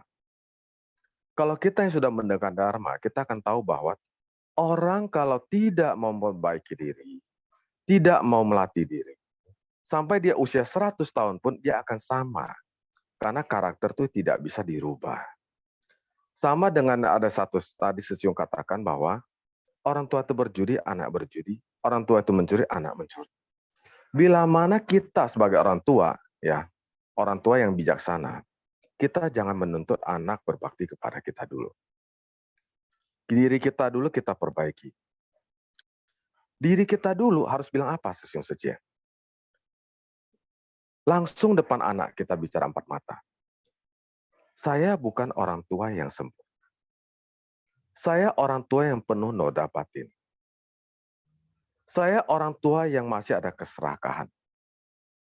Saya orang tua yang masih punya iri hati, kemarahan, loba, dan dosa. Sedangkan yang tadi dikatakan itu ada orang tua yang tidak pernah mengaku salah. Dan nggak semua orang bisa terima bahwa suatu kesalahan itu harus dia melayani, memperbaiki, tetap melayani. Tetap berbakti. Itu sangat susah, Suci. Karena orang belum mendengarkan Dhamma, belum melatih diri. Sebagai orang netra, pihak satu yang kedua ini saya mau katakan yaitu bahwa kita dulu nih sebagai orang tua, belajarlah bijaksana. Jangan dulu kita menuntut anak berbakti kepada kita. Kasihan Suci, anak-anak tersebut. Karena mereka seperti dulu kita, tidak tahu apapun. Tapi dipaksa orang tua adalah benar. Orang tua adalah bijaksana. Pada orang tua tersebut, batinnya sangat kotor. Termasuk saya. Saya juga borongan orang baik. Saya juga sangat kotor batin saya. Saya juga banyak melakukan kesalahan. Dan itu saya ungkapkan di depan 3 anak saya. Orang tua yang baik, dia harus mengaku salah di depan anaknya dulu. Baru tuh anak bisa ada timbul rasa hormat. Dan saya pernah melakukannya. Sering saya melakukannya. Saya bilang ke mereka, setelah saya tua, kalian tidak perlu harus berbakti kepada saya. Kalian hanya perlu menjalani kehidupan orang baik.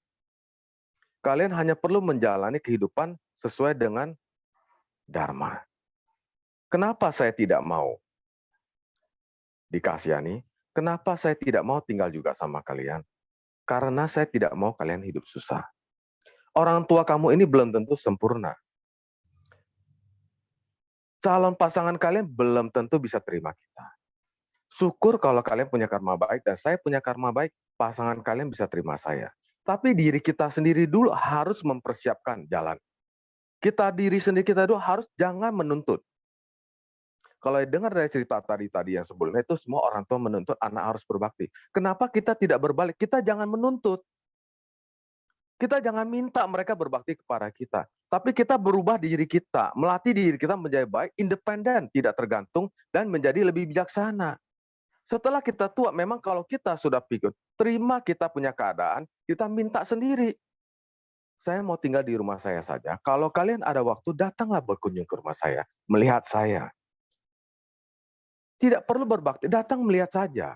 Dan kita jangan menyusahkan anak-anak. Nah, kenapa tidak begitu? Kenapa selalu menuntut anak harus berbakti?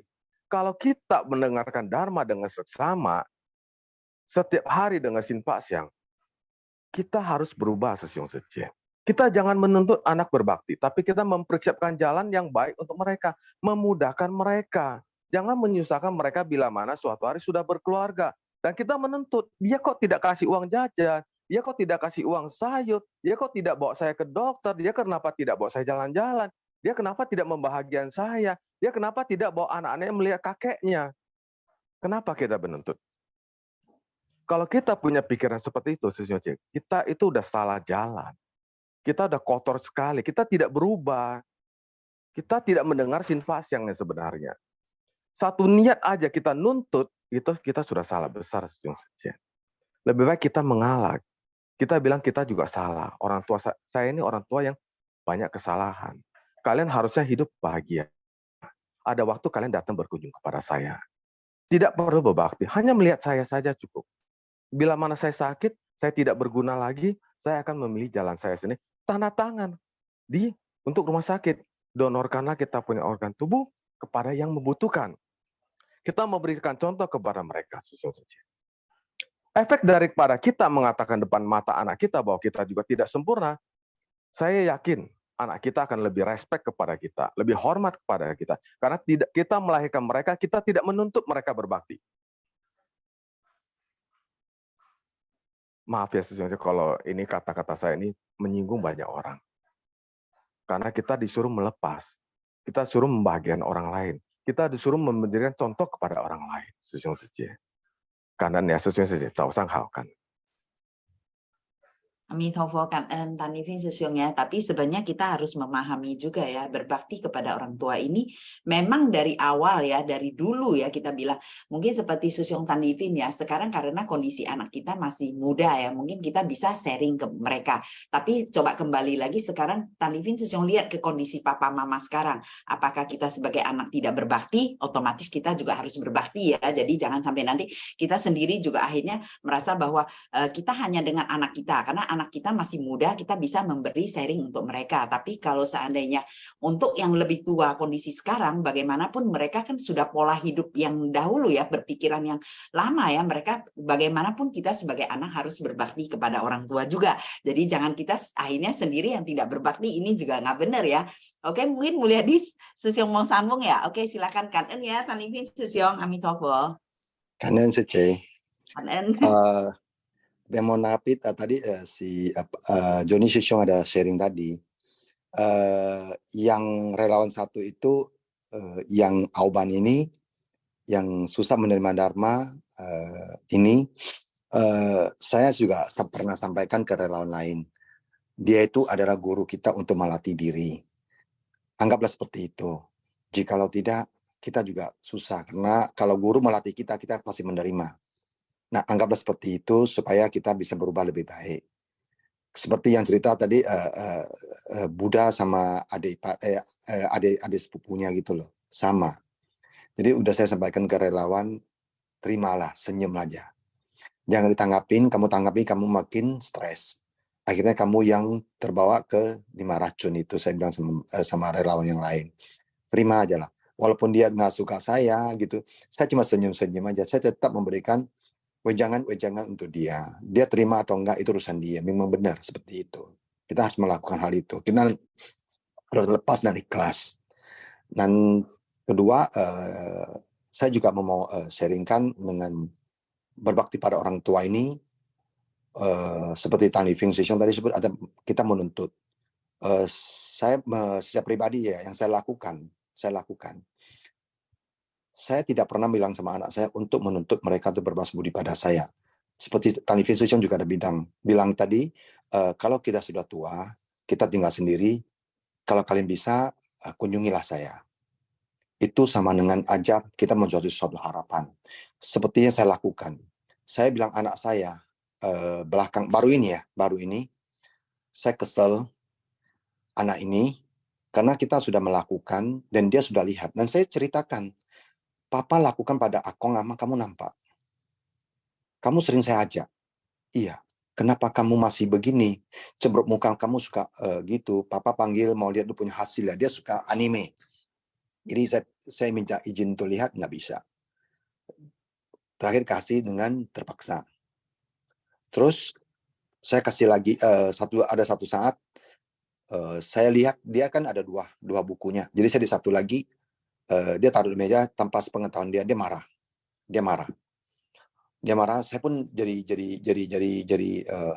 membuat suatu pelajaran bagi dia, terapi shock namanya. Jadi saya kasih buku itu, saya kasih putar-putar, saya masukkan ke tong.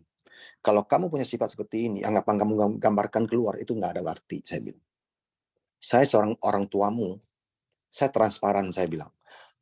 iPhone saya, kamu bisa buka. Di handphone saya itu kamu bisa buka, tanya mama. Saya kasih kamu tanya nomor, kamu password, saya langsung kasih. Apakah kalian punya bisa nggak seperti saya lakukan? Kita sudah memberikan contoh yang baik, transparan kok. Semua boleh buka, boleh lihat. Saya nggak pernah tutup untuk diri. Dan saya salah, saya juga minta maaf sama anak saya. Saya peluk lagi. Saya memberi pelajaran mereka, saya mengaku saya kesalahan atau apa yang mereka lakukan salah. Setelah saya hukum, saya peluk mereka. Memberikan suatu kehangatan. Mereka sampai nangis-nangis. Itu kita melakukan. Tapi semua berbalik ke tabiat mereka, karma mereka yang sebelumnya. Itu kita sudah tahu. Nah, berbalik ke anak saya yang satu ini, yang suka gambar anime ini, setelah saya kasih dia terapi shock ini, berubah. Karena yang saya maunya dia, ibarat anggaplah saya menuntut. Nah, kamu kalau ketemu orang, kamu harus senyum. Kalau kamu bicara sama orang, muka mimimu itu harus menunjukkan menerima, senang. Jangan mukamu menunjukkan kamu tidak suka sama orang itu.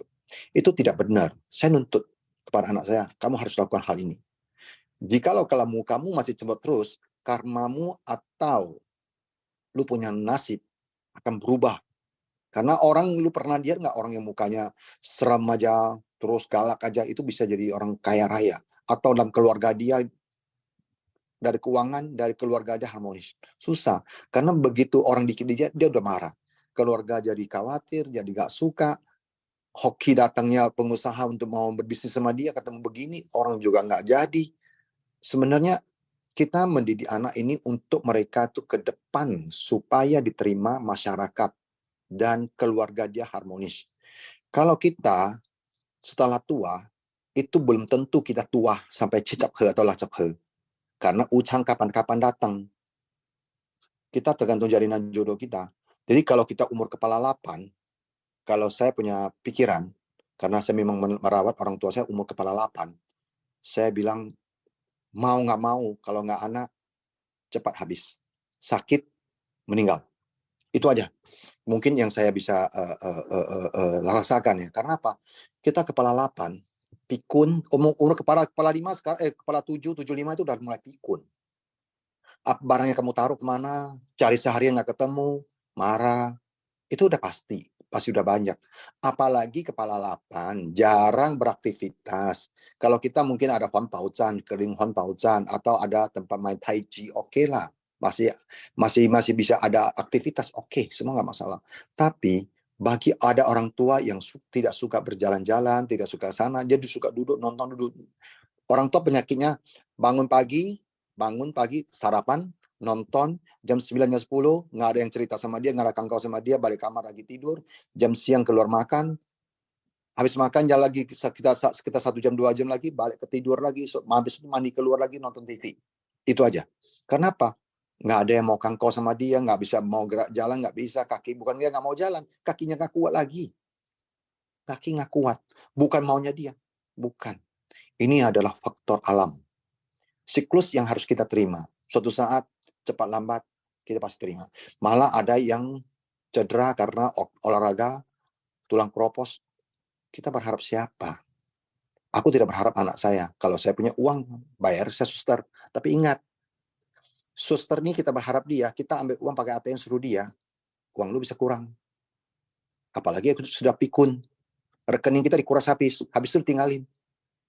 Mau nggak mau, masyarakat lihat nggak ada yang mau merawat, antar ke panti jompo. Pasti lu masih bersyukur ke panti jompo. Kalau dibiarin di rumah aja meninggal kayak seekor anjing. Itulah kehidupan. Berbalik ke kita masing-masing, karma kita masing-masing. Apa yang kita tanam, itulah yang kita tuai. Nggak bisa kita mendulkan nasib kita, nggak bisa. Semua adalah sesuai dengan prosedur yang sudah berjalan. Apa yang kita lakukan, itulah yang kita tuai. Kira-kira itu Sesyong Sucai.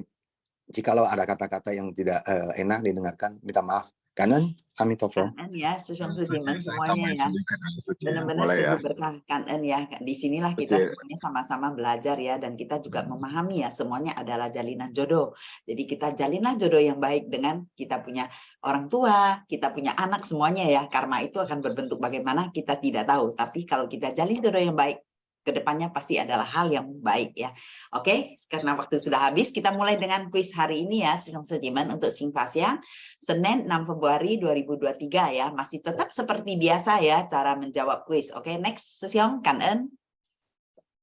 Poin pertama, kita di dalam Master Chen Yen bercerita induk kambing dan anak harimau ya. Apa yang terjadi dengan induk harimau? A, dikurung pemburu, B, ditembak pemburu, C, bersembunyi, D, ditusuk pemburu, E, dikuliti pemburu.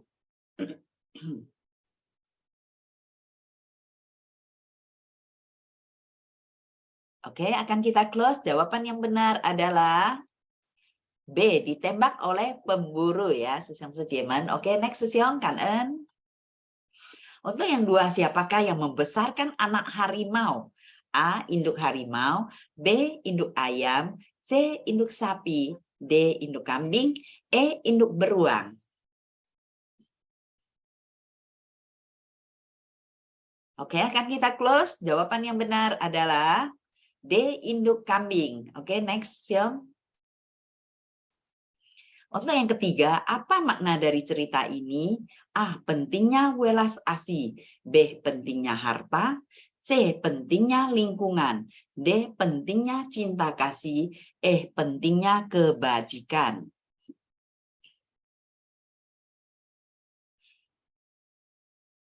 Oke, akan kita close. Jawaban yang benar adalah C, pentingnya lingkungan ya di dalam cerita ini ya, Sesyong Sujiman ya. Oke, next Sesyong, Kanen. Untuk poin keempat, pendidikan manusia dimulai dari A, pendidikan keluarga, B, pendidikan dasar, C, pendidikan sekolah, D, pendidikan lingkungan, E, semua jawaban adalah salah.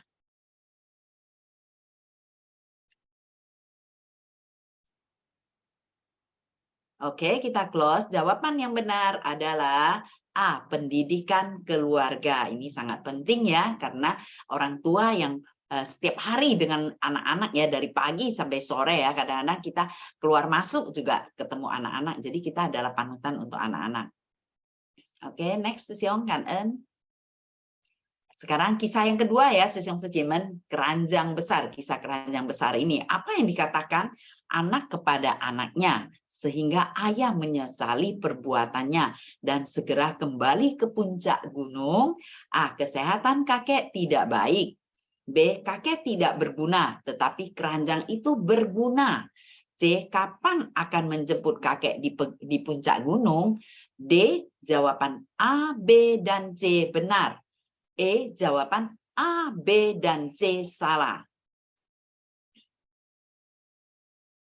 Oke, akan kita close. Jawaban yang benar adalah D. Jawaban A, B, dan C benar. Kesehatan kakek tidak baik dan kakek tidak berguna, tetapi keranjang itu berguna.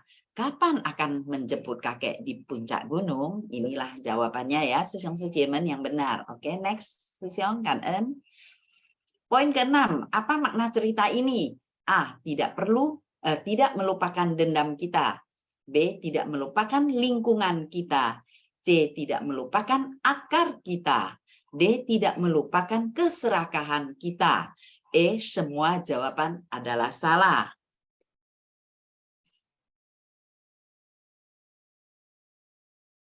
Oke, akan kita close. Jawaban yang benar adalah C. Tidak melupakan akar kita. Jadi kita jangan melupakan didikan dari orang tua kita juga ya, kalau ke arah yang baik ya, Sư Song Sư Chị Mến. Kita juga harus selalu ingat kondisi-kondisi saat ini memang seperti yang Sư Song Tan Living bilang benar, karena kondisi kita yang masih muda, kita sadar kita bisa beritahu kepada anak kita. Tapi kita kembali lagi lihat kepada orang tua kita yang sudah tua. Itu juga pola-pola pikir mereka sudah seperti dulu ya, bagaimanapun kita tetap harus berbakti kepada orang tua. Karena kita tahu apapun yang kita lakukan itu adalah kebajikan ya, seperti yang Master bilang kebajikan berbakti kepada orang tua itu adalah kebajikan juga.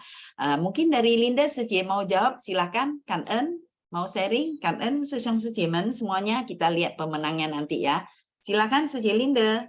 Pagi, cảm ơn Phan và Tí Sư Chị. Cảm ơn sang人说故事. Pagi semua Sư Song Sư Chị, salam sehat selalu. Saya mendengarkan cerita yang pertama itu saya tersenyum di dalam hati saya. Ini seperti menceritakan pada kita ya, kita semua ya, bahwa dalam satu lingkungan keluarga kita, baik itu yang tidak baik itu belum tentu tidak baik ya. Yang buruk itu, yang baik itu belum tentu ya, yang baik itu ya tentu baik ya, yang tidak baik belum tentu tidak baik ya. Kadang kita bisa melihat zaman sekarang itu zaman modern ya, zaman now ya. Anak-anak sekarang zaman teknologi yang canggih. Mereka lebih pintar dari kita. Apa yang kita ngomong dia langsung bisa menjawab ya, dengan jawaban yang tepat ya, tepat pada waktunya, tepat pada sasarannya. Kadang kita jadi orang tua tuh berpikir ya, gimana caranya ya supaya mereka itu bisa ya mendekati pada kita. Terus saya belajar ya, rupanya kita ini seharusnya ya, ini harus dengan kan ơn chun chong ai ya. Benar-benar kita belajar bersyukur ya, mendekati sama anak ya, biar dia tuh merasa kita tuh sayang sama mereka. Mereka itu, dia tahu ya kalau saya tidak mau mereka itu tiap hari main handphone, terus lihat laptop terus ya, satu harian ya. Kadang dikasih tugas ya harus dikerjakan ya dengan baik, jangan ceroboh, jangan asal-asal, benar-benar harus bersih, rapi gitu ya. Terus mereka itu sekali saya dekat waktu mereka main laptop, mereka tuh langsung tutup ya layar ke lain ya, ganti layar ke lain. Berarti mereka itu sudah tahu, oh saya mama itu marah kalau saya lihat game itu, main game sama teman. Jadi kita ini gimana caranya supaya bisa bergaul sama anak-anak kita ya, supaya mereka bisa menceritakan, begini loh, ini ada gamenya begini, ceritanya begini, gitu-gitu kan. Jadi kita bisa tahu apa yang dilihat mereka, apa pengetahuan dari mereka, apa yang teman-teman mereka. Jadi kita bisa lebih tahu pada mereka apa yang dia bergaul sama teman, apa soalnya, apakah ada kendala, ada apa, ada kendala atau apa ya. Jadi kita bisa lebih mengerti dan juga kita bisa kasih dia saran. kadangkala dia itu menerima atau tidak ya. Tapi kita bisa merasakan dia tahu kita sayang sama mereka, mereka juga bisa sayang sama kita. Itulah yang saya belajar dari cerita yang pertama ini, induk kambing dan anak harimau ya. Jadi kita benar-benar yang baik, kita benar-benar harus bersyukur. Yang kadang kita melihat ya, yang kita tidak senang, kita timbul kerisauan, itu pun belum tentu itu tidak baik ya. Karena dari yang tidak baik inilah yang kita belajar gimana caranya ya untuk supaya bisa menjalin jodoh baik ya sama semua orang. Yang cerita yang kedua ini kisah keranjang besar ya. Sepertinya saya pernah mendengar ada satu cerita ya. Ini cerita benaran loh. Suatu desa ya. Itu orang tua kalau sudah tua, itu mereka itu diantarnya ke satu pergunungan yang tinggi ya. Jadi ditinggalin gitu aja. Jadi tidak peduli sama mereka ya. Gimana ya mereka dalam kebutuhan sehari-hari sama sekali ya tidak peduli ya, tidak mau tahu. Ya. Itu saya merasa sangat sedih ya. Kok bisa ada tradisi seperti begini ya? Saya kadang ya sama orang tua, sama apa ya, kadang ada banyak mertua dari istri adik saya, kadang mereka itu kumpul-kumpul ya, bersama-sama gitu ya. Kadang mereka melihat saya ngomong sama orang tua saya, mereka tuh selalu bilang, kamu duduklah, duduk. Saya bilang nggak apa-apa, kalian yang duduk, saya yang berdiri. Jadi itu sudah sepertinya gimana ya kita memberikan ya, apalagi kita sudah yang besar ya, kita memberikan contoh ya, yang baik ya. Memang dalam kebiasaan sehari-hari itu kita tak terasa ya, tapi mereka itu bisa merasakan ya, mereka itu ya kadang kurang ya begitu sayang sama orang tua gitu ya, tidak begitu ya. Kadang orang tua itu sama mereka ya cowok gue lagi gitu ya, mereka itu benar-benar sangat sayang sama anak-anak perempuan sendiri ya. Tapi kadang dimasak dia tidak mau makan ya. Cowok lah itu sama sekali tidak mau makan, mamanya sangat khawatir gitu ya. Ya. Terus mamanya pula yang takut sama anaknya ya. Tapi sekarang jadi berubah ya. Jadi dari keluarga bisa lihat keluarga ya. Sekarang menjadi sangat sayang sama mamanya, sama papanya. Itu kita tidak sadar ya, sedikit mendikit ya juga bisa kita satu sama lainnya bisa mempengaruh ya. Satu sama yang lainnya. Jadi kita jadi anak. Kita datang dari mana? Dari orang tua kita yang membawa kita ke dunia ini. Kalau tanpa orang tua kita, apakah ada kita? Kan nggak mungkin kan? Nggak mungkin ada cucu dan nanti ada penerus yang lain, yang seterusnya. Kan tidak mungkin. Jadi apa yang kita ada, kita selalu bersyukur ya. Selalu bersyukur. Benar-benar ya, belajar ya dengan bersyukur ya. Itulah yang saya sangat Kak gitu aja. Kak semua yang Sece. Kak ya, Sece Linde ya. Mungkin seperti yang tadi dibilang, kebanyakan bilang di negara Jepang ya. Tapi sekarang negara Jepang kebanyakan orang tua yang tidak mau menyusahkan anak-anaknya, mereka dengan cara mencuri. Setelah mencuri mereka dibawa masuk ke penjara ya, sehingga mereka bisa hidup di dalam penjara. Ini juga hal yang Puspa baru dengar juga ya. Jadi sebenarnya kembali lagi, baik kita bilang orang tua kita baik saudara kita, anak kita, semua keluarga kita, dan juga keluarga yang lain, semua makhluk itu adalah kita berusaha menjalin jodoh yang baik. Karena kenapa? Kita kembali-kembali, dimanapun kita menjadi jodoh yang baik, dimanapun kita melangkah, kita selalu mendapatkan jodoh yang baik juga.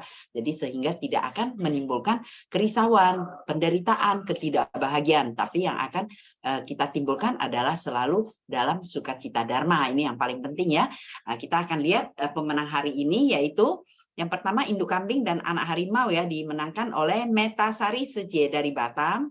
Yang kedua Dona Andriani Seje dari Barat 1. Yang ketiga Wenili Seje dari Medan. Untuk cerita yang kedua kisah keranjang besar. Untuk poin keempat oleh Jenny Susanti Seje dari Pusat. Yang 5 Laili Seje dari Medan. 6 Dewi Seje dari Utara 2. Mungkin dari pemenang ada yang mau sharing, kasih kesempatan satu orang. Silakan. Ada yang mau sharing? Kalau tidak ada, kita akan tutup ya Sesyong Sejemen ya. Nanti besok Sesyong Sejemen dapat sharing kembali. Karena kita tahu cerita-cerita master ataupun ceramah-ceramah master itu semuanya adalah untuk kebaikan kita bersama. Melatih tabiat buruk kita ke arah yang baik. Menjalin jodoh yang awalnya buruk menjadi baik ya. Kan Sesyong Sejemen yang hari ini sharing ya. Semuanya kita sangat kangen ya. Karena kita merasakan apapun yang kita sharing semuanya kita sudah memahami kondisi-kondisi ya. Apa yang seperti Master sudah ceritakan, ceramah dari Master ya. Sehingga kita dapat menyimpan di dalam gudang kesadaran kita hal-hal yang baik ya. Jadi kangen Sesyong Sejemen kepada Seje Yesi, Pipi Liang, Amir Sesyong, Mulyadi Sesyong, Laili Seje, Johan Sesyong, Tanifin Sesyong, dan Linda Seje. Kangen kepada Sesyong Sejemen yang host juga dan yang juga ikut mendengarkan ceramah master hari ini ya. Kangen Sesyong Sejemen, 我们来请起立，阿弥陀佛。请合掌，向佛陀、菩萨与上人行三问性礼，问性，再问性，三问性。